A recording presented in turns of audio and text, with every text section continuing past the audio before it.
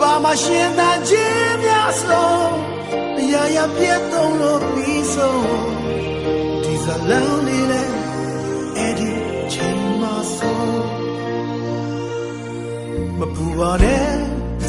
ဘယ်သူမှမလို့ကွယ်ပြေဆုံးနေပါတယ်အချင်းချင်းစမ်းတဲ့လက်ဒီအတိုင်းပဲမယုံပါနဲ့တချို့ရဲ့စကားလုံးတွေဝေကွာနေစမှာ